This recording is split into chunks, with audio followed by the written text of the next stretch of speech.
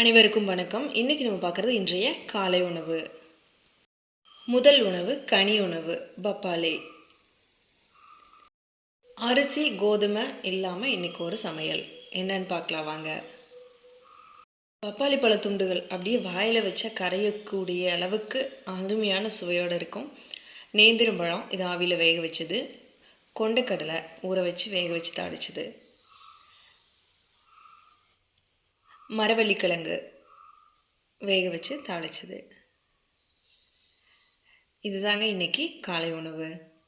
பப்பாளி பழத்தை முதல்ல சாப்பிட்றணும். சாப்பிட்டதுக்கப்புறம் மற்ற உணவுகளை சாப்பிட்டுக்கலாம். காலையில் முதல் உணவு கனி உணவாக இருக்கிறது ரொம்பவே நல்லது. கனிகள் எப்போதுமே நமது ஆரோக்கியத்தை அதிகப்படுத்தக்கூடிய ஒரு உணவு. உடல் கழிவுகளை முழுமையாக நீக்கக்கூடிய உணவு. நான் பப்பாளி வீட்டு தோட்டத்தில் இருக்கிறதுனால எடுத்திருக்கேன். நீங்கள் வேறு என்ன கனிகள் வேணாலும் எடுத்துக்கலாம். முதல்ல பப்பாளியை சாப்பிட்டு முடிச்சிடலாம்.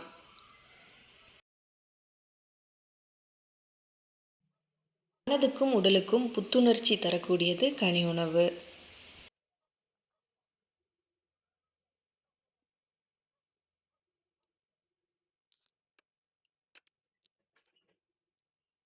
நேந்திரம்பழம் வேண்டாம்னு நினைக்கிறவங்க இது கூட முட்டை கூட எடுத்துக்கலாம். அவிச்ச முட்டை எடுத்துக்கிறது ரொம்பவே சிறப்பாக இருக்கும்.